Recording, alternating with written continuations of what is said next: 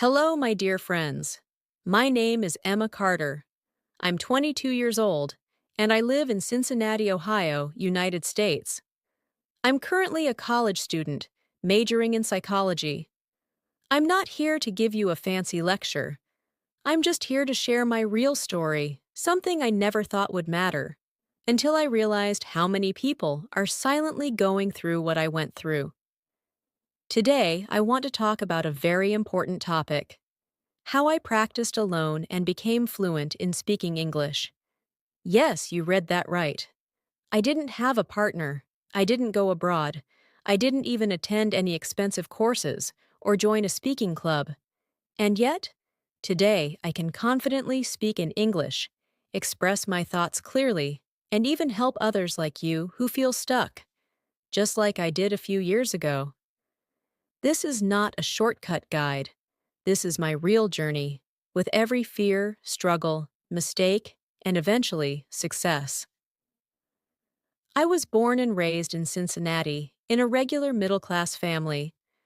We speak mostly Spanish at home. Yes, I'm a second-generation Hispanic American.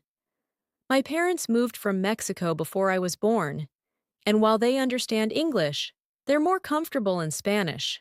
So, growing up, English was something I used only in school. But here's the problem. I was always the quiet one. You know that one girl who never raised her hand in class, even when she knew the answer? That was me. Why? Because I was scared. I didn't want to sound stupid. I didn't want people to laugh at my accent or correct me in front of others. So, even though I understood English very well, I could never actually speak fluently. I would rehearse things in my mind, but when I opened my mouth, it came out broken, hesitant, or worse. I stayed silent. My biggest fear wasn't writing a test. It was saying something aloud.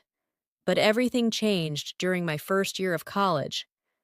I remember the exact moment.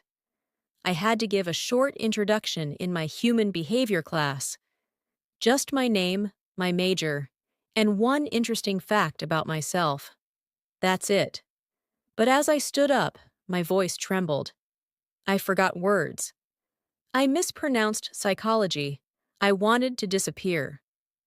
After class, a girl named Ava Thompson, a classmate, gently told me, "Your English is good. Don't be so nervous." I smiled, but inside I felt crushed. That night, I sat on my bed and cried. Not because I was embarrassed, but because I realized that my lack of speaking confidence would hold me back. Not just in college, but in life. That was the turning point. I made a decision. If I don't have someone to practice with, I will become my own speaking partner. Step 1. Speaking to myself. Out loud. This was the weirdest thing at first. I started by just talking to myself, in my room, in front of the mirror, in the kitchen, in the bathroom. I would look at something and say, "Okay, this is a toothbrush. I use it every morning. My teeth feel fresh after brushing." Simple things. When I walked to campus, I would whisper to myself, "The weather is nice today. The sky is blue. I'm going to class. I hope I'm not late." I sounded like a crazy person, but you know what? That's how I started building fluency. When you speak to yourself, there's no fear. No one's judging. You're free to make mistakes and repeat them again until your brain and mouth work together. Step 2. Voice recording. Listening to myself. After a few weeks, I started using my phone to record my voice. I would pick a topic like, "What did I do today?" "My favorite movie," "Why I love psychology," "A memory from childhood." I would speak for 1 to 2 minutes, hit stop, and then listen. At first, I hated it. I cringed at my own voice. But slowly, I started noticing things: how I paused, what words I repeated, how I could improve. It became a kind of personal feedback loop. And here's something important. I didn't try to speak perfectly. I just tried to speak a little better than yesterday. Step 3. Shadowing technique. My secret weapon. This was a game changer. One day, I found a video of Emma Watson giving a speech at the UN. She spoke slowly, clearly, and with emotion. I played 10 seconds of her speech, paused, and then tried to repeat exactly what she said. Same tone, same words, same pace. That method is called shadowing. I started doing it every day with different videos, TED Talks, movie dialogues, podcast clips. At first, I couldn't keep up, but slowly, I improved. This helped me train my mouth and ears together. I wasn't just listening, I was practicing the rhythm of English. Step 4. Thinking in English.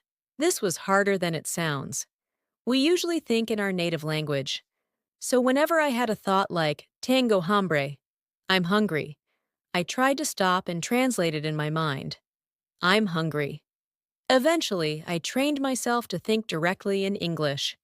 When I walked into a room, I'd think, oh, that's a nice painting. I wonder if it's from the 90s. When I cooked, I'd say in my mind, boil the water, add salt, stir slowly. Step 5. Fake conversations. I used to pretend I was being interviewed on TV. No joke. I'd sit with my phone or in front of a mirror and imagine someone asking me questions. Emma, can you tell us about your childhood? Well, I was born and raised in Cincinnati. What inspired you to study psychology? I've always been curious about how people think. These fake conversations help me practice spontaneous speaking. I even prepared answers for common questions like, tell me about yourself. What are your hobbies? What's your dream job? So when real conversations finally happened, I was ready. Step 6. Watching and repeating. Movies, shows, YouTube. I stopped watching shows with subtitles. Instead, I started watching simple YouTube videos by American creators.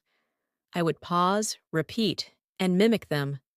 Shows like Friends and The Office were perfect because the dialogue is natural and easy to follow. I learned phrases like, no way, you gotta be kidding me. That's awesome. These are the kind of expressions that make you sound natural, not textbook. Step 7. Journaling, but speaking, not writing. Every night before bed, I sat for 10 minutes and spoke about my day. Just like a diary, but spoken. I woke up at 7. I had toast and eggs for breakfast. My class started at 9. I felt sleepy but tried to stay focused.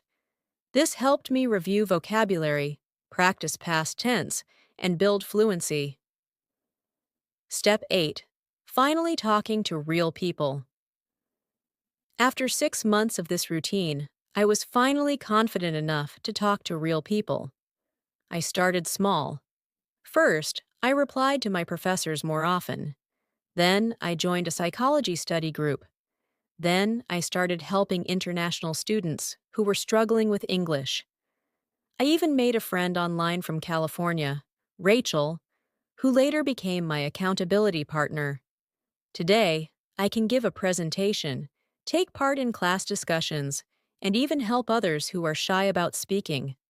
Not long after I began speaking to classmates and online friends, I noticed something curious. I was speaking fluently, but my accent still sounded very different.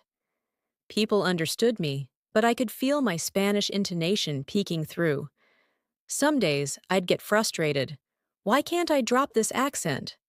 Others, I'd tell myself, accents are part of you, but you can refine them. So I embarked on a mini mission to tune my accent. I found short clips of American news anchors, like the local Cincinnati news, and I'd shadow them relentlessly. My routine became wake up, brush teeth, shadow one news clip, breakfast, shadow another, study session, shadow a third. Over months, I noticed my pronunciation of tricky sounds, like the th in think or the subtle vowel in but, becoming sharper. I'd record myself saying minimal pairs, ship versus sheep, bat versus bet and compare. Tiny shifts, but they added up. Around this time, I also discovered the power of role play. I created a mental game. What if I were a customer at a cafe, ordering a latte with almond milk? I'd stand in my kitchen, cup in hand, and perform the entire scene. Hello, could I please get a grande almond milk latte, extra hot, with a sprinkle of cinnamon on top? Thank you so much. Then I'd switch. Sure, that'll be $4.85. Would you like a pastry with that? And I'd answer back, yes, please. One of those blueberry muffins looks amazing. I'd play both roles, switching voices. This exercise honed my ability to think on my feet, to switch roles, and to use varied vocabulary and context. One afternoon, I faced a real test. My psychology professor invited me after class, saying she'd noticed my participation improving. Emma, she said, I'd like you to give a 5-minute talk on your research idea next week. No slides, just you, speaking. My heart raced. 5 minutes with no visual aid. Panic threatened to take over, but I remembered all those hours of shadowing, recording, and role play. I spent the next 2 nights practically living in my room, scripting a rough outline. Introduction. Why I chose this topic, my hypothesis method. I'd use in a study expected outcomes, real-world application. Then I practiced, aloud, in front of the mirror. Recorded myself, timed myself, tweaked my vocabulary to be precise and engaging.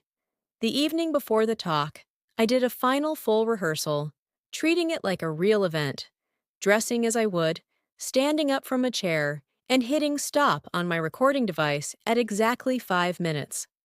When the day came, I stood before my classmates. My palms were sweaty. My voice had a tremor at first, but I powered through. I felt a thrill when, at the end, the room broke into applause. My professor beamed. I felt like I'd climbed a peak I never believed reachable. But progress doesn't happen in a straight line. There were days when words escaped me. I'd freeze mid-sentence. One time, talking to my friend Rachel over video chat, I just stopped. I wanted to use the word determination, but I drew a blank. An awkward silence. I felt tears prick my eyes. I explained in Spanish that I'd forgotten the word I needed. Rachel gently said, "It's okay. Say it in Spanish, then we can translate together." So I said determinación, and she said, "That's determination." We both laughed, and I repeated it 10 times. Moments like that reminded me, making mistakes is part of learning. Even advanced speakers hesitate. What mattered was I continued speaking, rather than retreating. To push myself further, I set a new challenge: organizing a mini English salon for international students at our campus library. I booked a small room, put up flyers, and invited anyone who wanted to practice English. To my surprise, 10 people showed up, students from China, Brazil, Germany, and beyond. I was nervous. Here I was, the organizer and facilitator, expected to lead discussions. But I leaned on all my solo practice skills. I prepared icebreaker questions. What's one thing you miss about home? Describe your perfect weekend. If you could travel anywhere, where would you go? I practiced these questions out loud beforehand. During the salon, I guided the flow, encouraged quieter folks, corrected gently, and shared my own answers, just as I had practiced solo. By the end, I'd spoken for over 30 minutes straight, laughing and learning alongside my peers. The library staff asked me to run it monthly. Parallel to these activities, I cultivated a rich input environment. I subscribed to a daily news podcast, listened on my morning run. I replaced my Spanish playlists with English music, paying close attention to lyrics and singing along in the shower. I followed American social media creators whose everyday vocabulary I wanted: a home cook sharing recipes, a college vlogger talking about campus life, an entrepreneur interviewing guests. I'd save interesting phrases, add them to an English notebook, and incorporate them in my daily spoken journal. This constant, varied input ensured that I was practicing not only my speaking, but also my listening comprehension, idiomatic usage, and cultural understanding.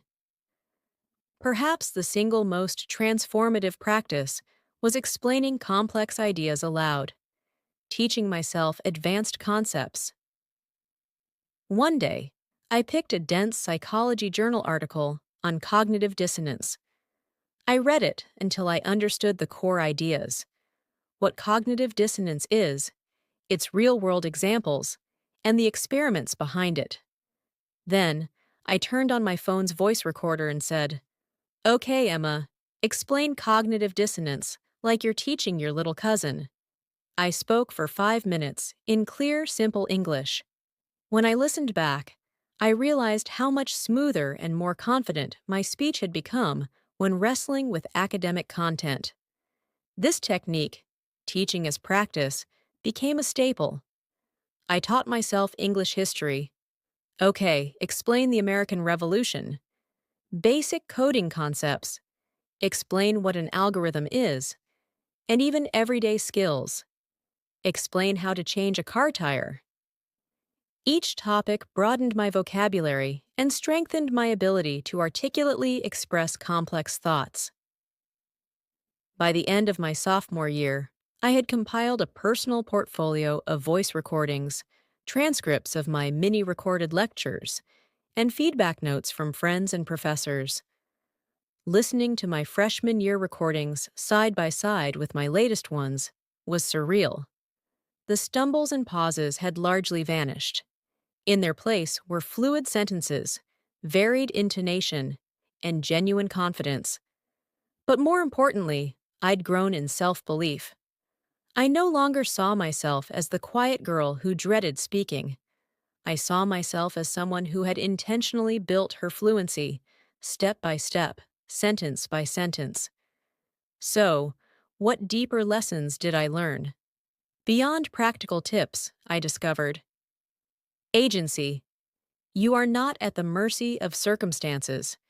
You can create the environment and resources you need. Resilience. Progress isn't linear. Embrace setbacks as part of the journey. Reflection. Regular self-assessment. Through recording, shadowing, journaling, lights the path forward. Curiosity. Treat language learning as an exploration, not a chore. Community. Even though I practiced alone, I still built connections, peers, professors, online friends that nourished my growth. Today, as I prepare to graduate and look toward graduate school applications, I feel ready. When I speak with admissions committees, I don't worry about my English. I focus on my ideas, my passion for psychology, and the contributions I want to make. All because I learned that speaking fluency is not a gift reserved for the privileged or extroverted. It's a skill you can cultivate, even in solitude. After graduation, my journey took on new dimensions. I landed an internship at a community mental health center in downtown Cincinnati. On my first day, I was introduced to my supervisor, Dr. Patel, who immediately invited me to co-facilitate a group session. My heart pounded. Group therapy requires nuance, empathy, and the ability to respond in real time. But then I remembered the salon I'd led, the mock interviews I'd rehearsed, and the 5-minute presentations I'd perfected. I took a deep breath, smiled, and dove in. During that session, I guided 5 clients through a breathing exercise. "Close your eyes," I said, "and imagine you're floating on a calm lake." When one participant hesitated, I echoed back their words. "It sounds like you're finding it hard to let go." Tell me more about that. The words flowed. I wasn't thinking in Spanish and translating. I was simply present, using English as the vessel for empathy. Later, Dr. Patel complimented my bedside manner and my language. In that moment, I realized fluency was more than grammar and vocabulary. It was the capacity to connect, to listen, to lead. A few months later, I applied to present at a regional psychology conference. My proposal on the impact of social support in language learning was accepted. Preparing that talk was a familiar ritual: outline, shadowing, recording, mirror practice, timed rehearsals. When I stood at the podium in Louisville, Kentucky, I addressed an audience of seasoned professionals. As I spoke about Emma Carter, the shy bilingual student who shadowed news anchors in her pajamas, I saw nods of recognition and smiles. Afterward, attendees asked questions. How did you maintain motivation during plateaus? Which technique did you find most scalable? I answered spontaneously, drawing on months of self-practice. It felt effortless. Even social situations, once my Achilles heel, became playgrounds of language. At family gatherings, I'd find myself narrating childhood anecdotes, not translating, but telling them in English directly. How I burned my finger on mom's tortilla oil, or how dad taught me to ride a bike. Friends commented, "Emma, you're like a comedian now." I laughed, grateful that my once trembling voice had become a tool for storytelling. When the pandemic struck and gatherings moved online, I didn't lose momentum. I started hosting weekly fluency circles on Zoom for friends and strangers alike, sometimes 20 people from around the globe. Each meeting had a theme: tell a scary story, share a childhood tradition, debate the best pizza topping. We used breakout rooms for small chats, rotating every 5 minutes. I'd kick off each session, model vulnerability by fumbling an opening line, then recover, showing others how to embrace mistakes. By mid-session, laughter and animated discussions filled my speakers. Watching participants evolve from hesitant whispers to confident speakers was immensely rewarding and reaffirmed my own journey. A pivotal moment came when I accepted a summer research assistantship at New York University. Living in Manhattan meant immersion in the fastest English around. Taxis cutting people off, coffee orders barked out in 5 words or less, overheard subway conversations about everything from stock markets to Broadway auditions. My solo practice toolkit was my anchor. I carried my English notebook, jotting down idioms like cut to the chase or call it a day, then using them in conversations with lab colleagues. I shadowed street interviews from local news on my commute, matching their cadence. I recorded myself explaining our lab's findings to my family back in Ohio, then delivered those same explanations at lab meetings, each time with more clarity and polish.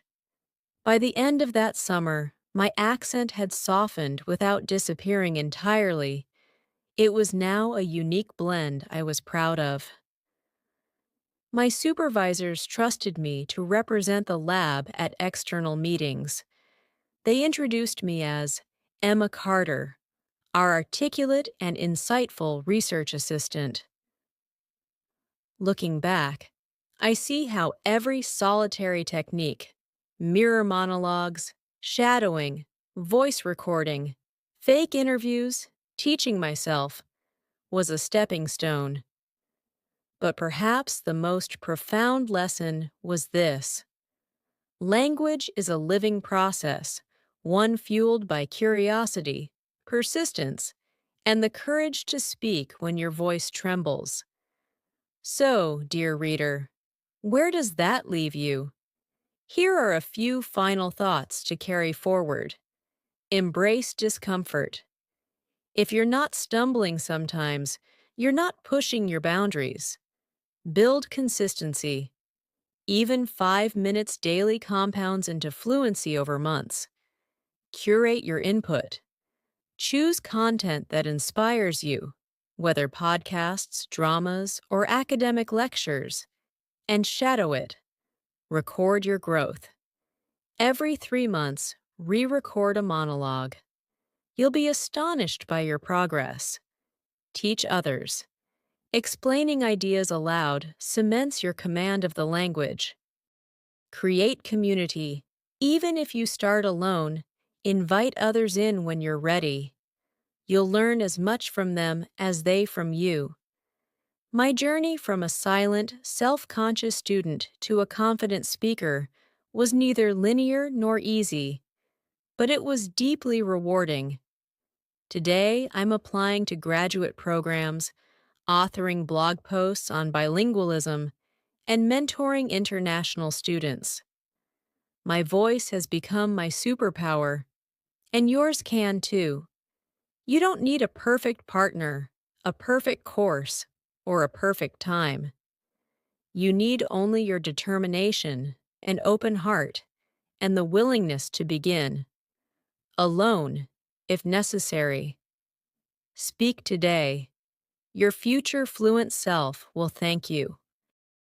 Tips and tricks for practicing alone and becoming fluent in speaking English, drawing directly on Emma Carter's journey. Each tip includes concrete steps you can implement immediately. 1. Talk to yourself. Out loud daily. What to do. Narrate your actions throughout the day. As you brush your teeth, cook, or walk to class, describe what you're doing. I'm slicing tomatoes for my sandwich. The sun is warm on my face. Why it works. Speaking aloud trains your mouth and brain to coordinate. It breaks the silence barrier and desensitizes you to hearing your own voice in English. How to level up.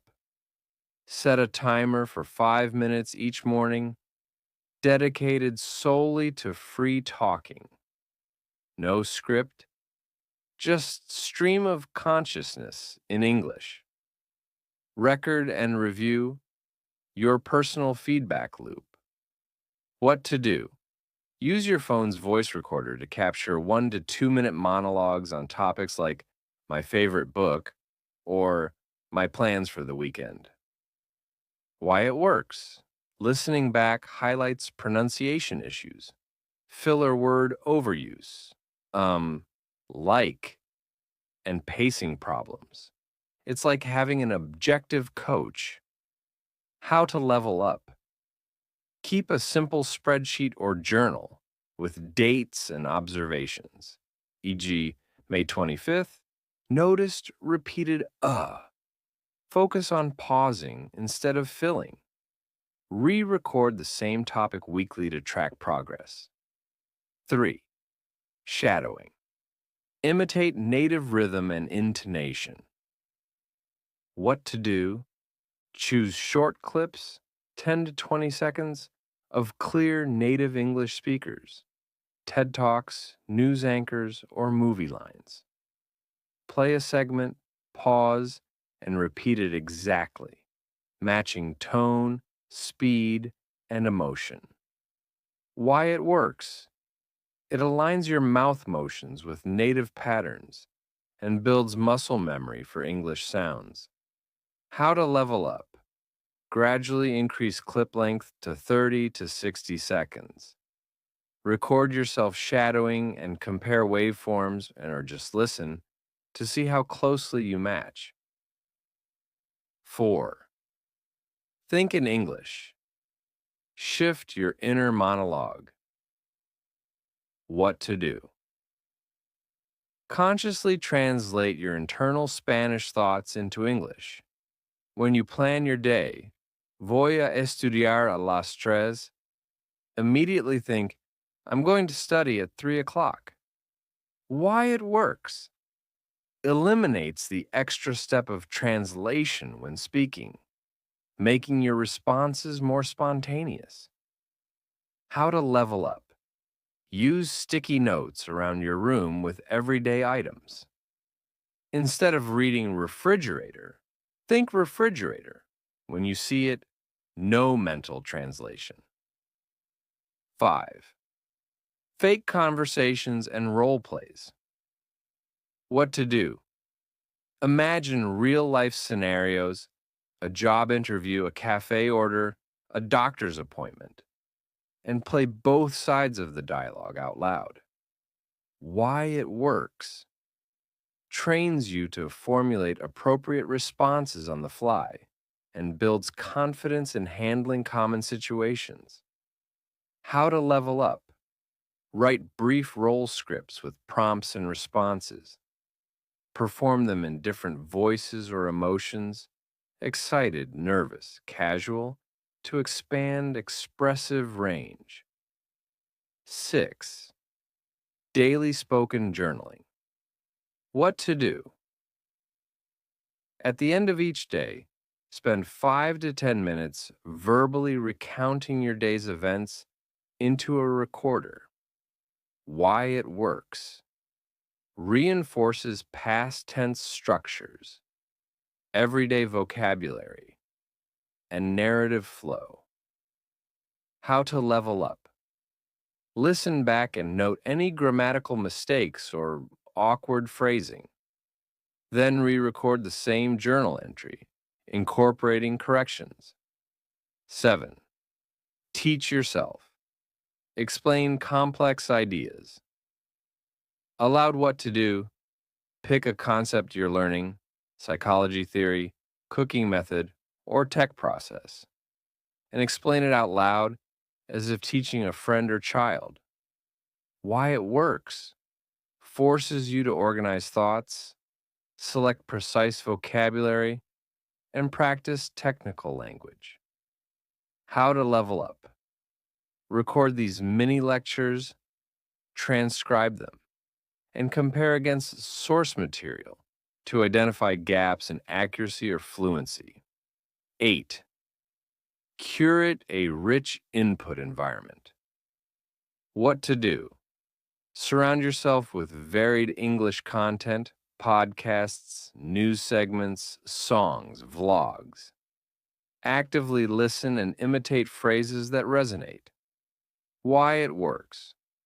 Expands vocabulary, reinforces natural expressions, and improves listening comprehension. Essential for natural speaking. How to level up. Keep an English notebook of new idioms, phrasal verbs, and pronunciation tips. Review and actively use entries in your daily speaking practice. 9. Accent refinement with minimal pairs.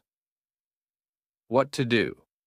Practice pairs of words that differ by a single sound, e.g., ship versus sheep, bat versus bet, think versus sink. Why it works.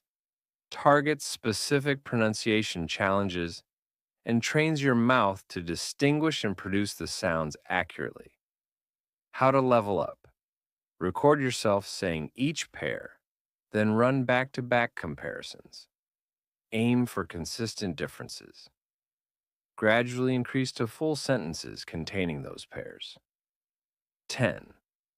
Create accountability. Solo meets community.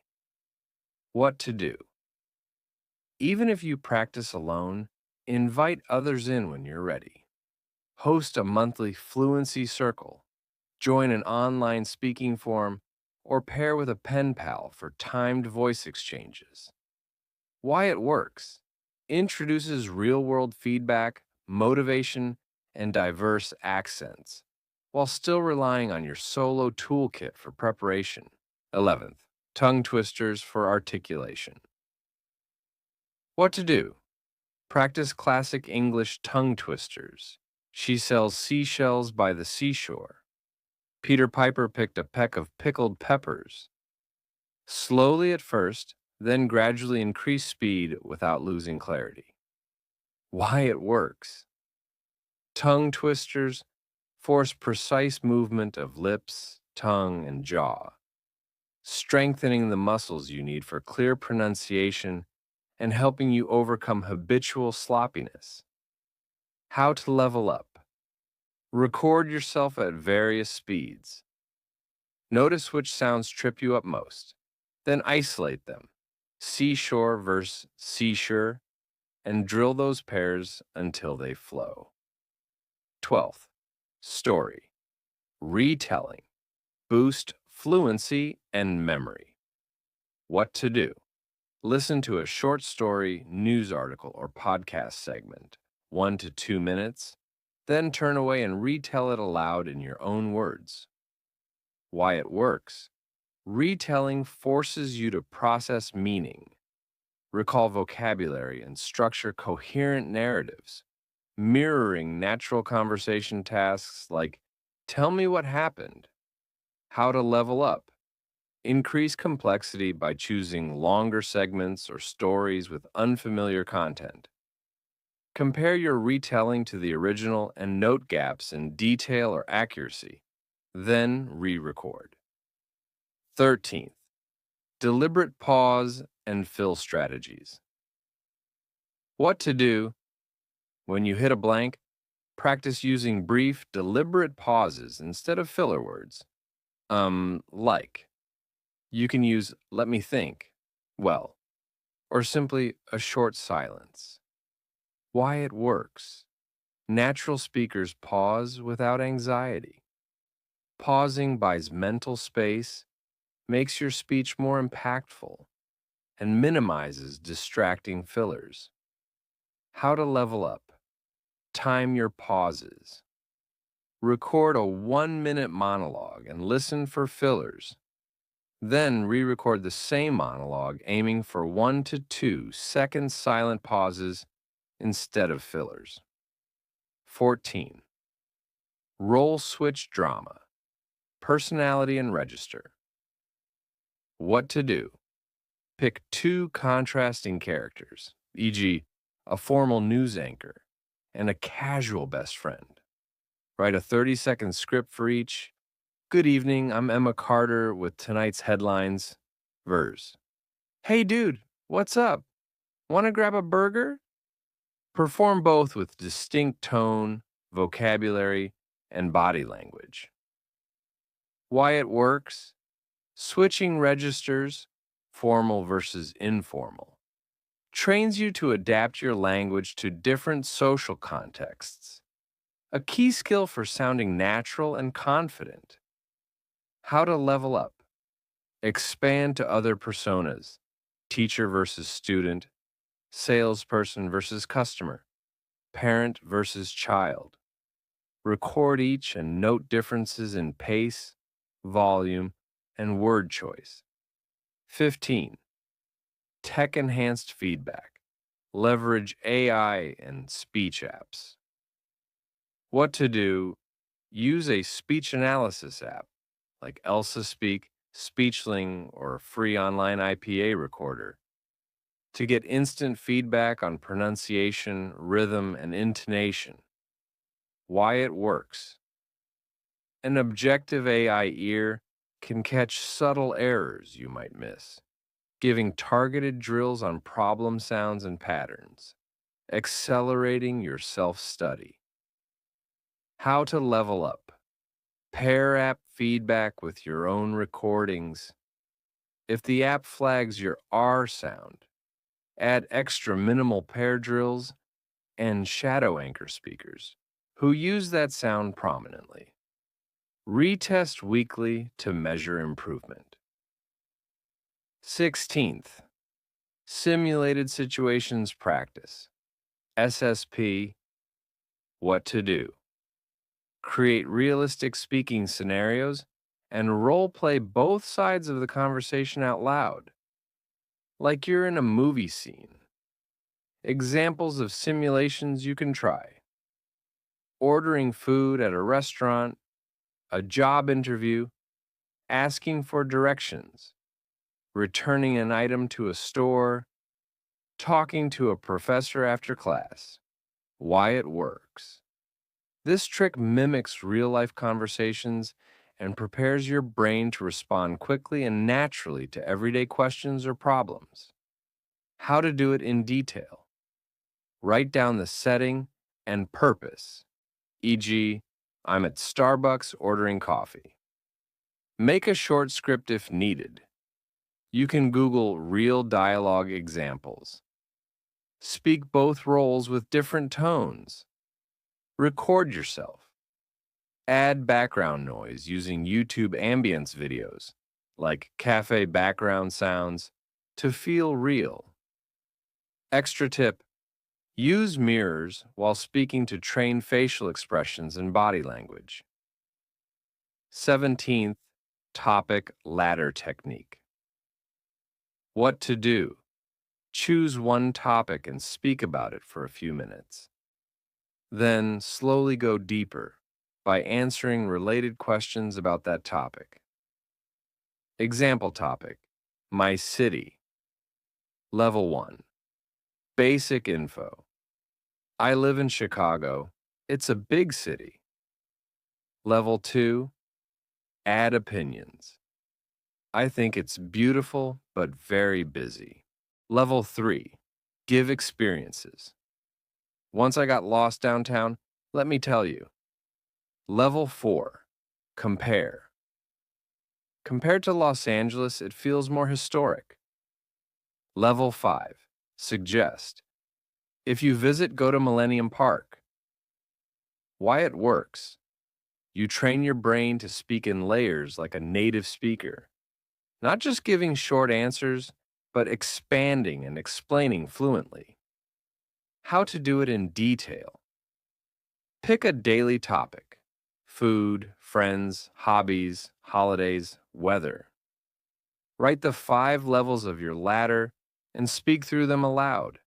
Challenge. Try not to repeat exact sentences. Use synonyms and new phrases. 18. The 3-2-1 fluency drill. What to do. Speak on one topic 3 times. First for 3 minutes, then again for 2 minutes, then again for 1 minute. Why it works. This pushes you to get faster and more efficient while keeping your ideas clear and organized. Example. Talk about my favorite movie. First round, 3 minutes. Full explanation. Second round, 2 minutes. Cut down less important parts. Third round, 1 minute. Keep only the core story. Bonus tip: record all 3 versions. Listen to the 1-minute version. Does it still sound like a complete answer? 19. What if imagination speaking? What to do. Pick any imaginary or hypothetical situation and talk about what you would do, what could happen, or what you think about it. Examples of prompts. What if I won $1 million? What if I had to live in another country? What if my favorite celebrity visited my college? What if I had superpowers? Why it works. Imagination builds creative, flexible speaking skills, lets you use rich vocabulary, and improves storytelling. How to use it. Start with if sentences and build from there. Add details. If I had to live in Japan, I would learn Japanese, eat ramen, and explore Kyoto. Pretend someone is asking follow-up questions. Answer them. 20. Fluency loop with reading aloud plus freestyle talk. What to do. Step 1. Read a short article or dialogue aloud to train rhythm and pronunciation. Step 2, close the page, and now freestyle speak about that same topic using your own words. Why it works. Combines two essential fluency skills: input based rhythm training from reading, output based active speaking from freestyle talking. How to do it properly.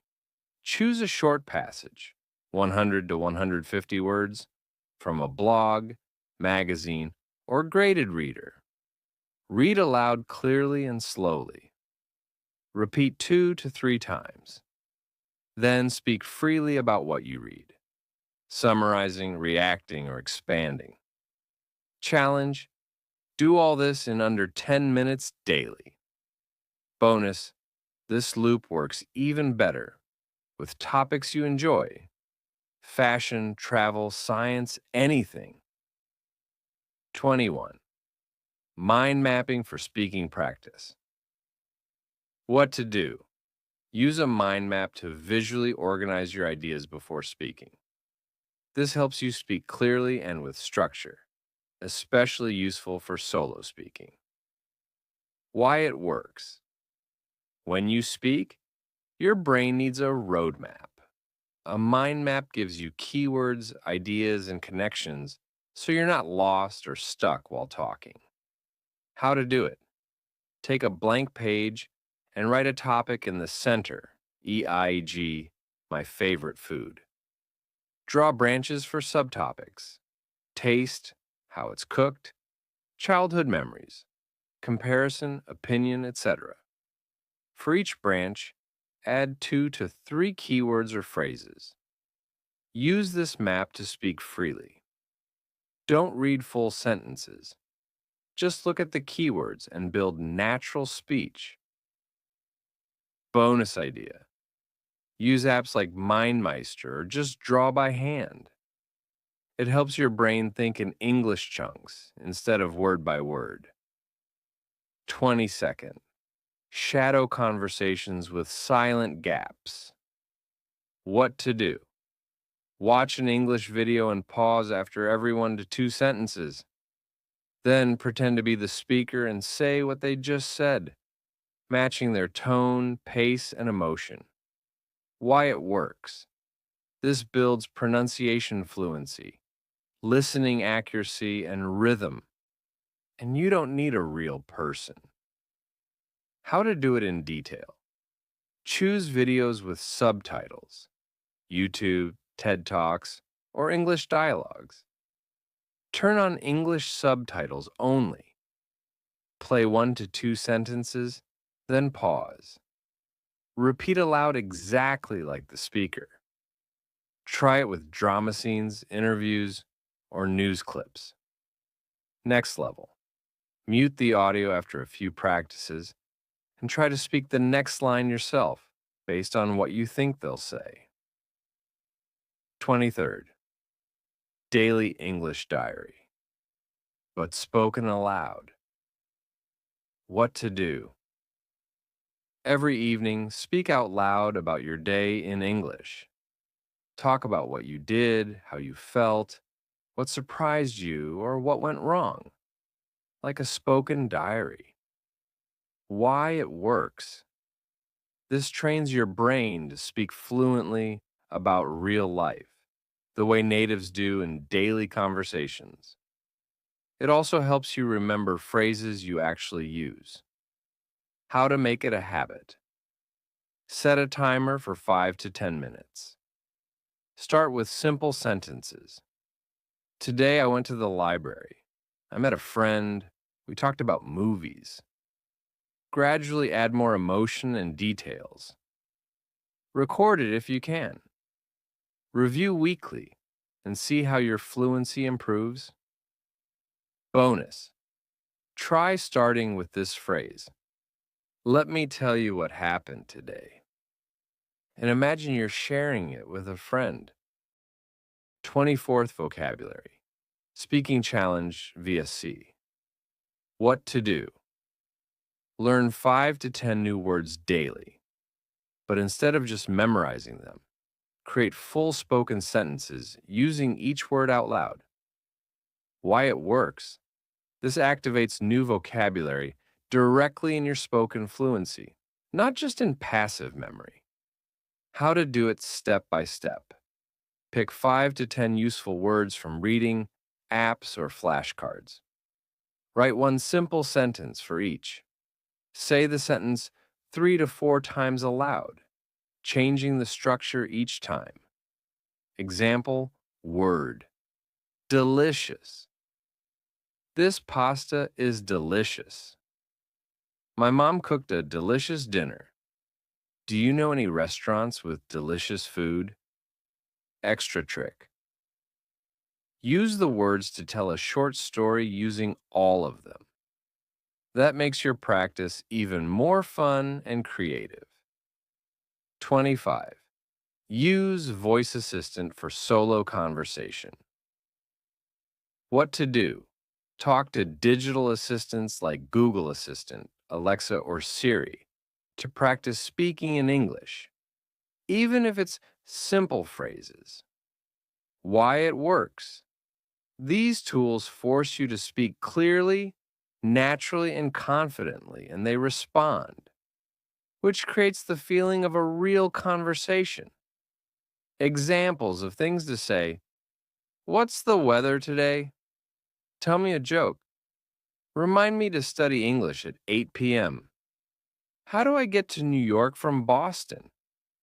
Bonus idea: try using AI language tools or speaking bots like English speaking chatbots, or apps like ELSA, Speak, or Andy. They give real time pronunciation feedback. Final deep mindset trick: speak even when you're unsure. Many learners stop speaking out loud because they're unsure of their grammar or vocabulary.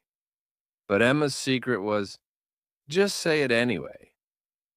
Fluency is not about speaking perfectly, it's about speaking consistently.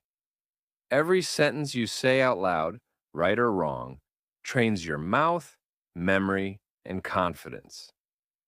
Summary of new tips. Tip name. Key benefit. 21.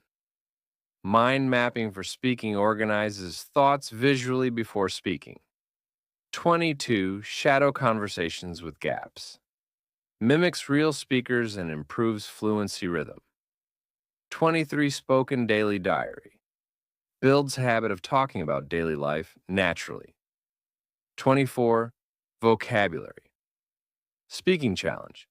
Turns passive vocabulary into active fluency. 25. Talk to voice.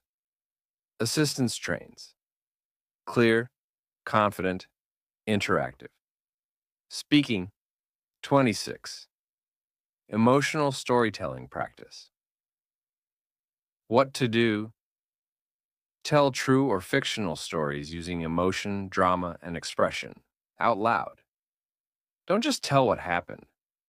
Tell how you felt, what you saw, what you feared, what you hoped for. Why it works: fluency is not just about grammar, it's about connection.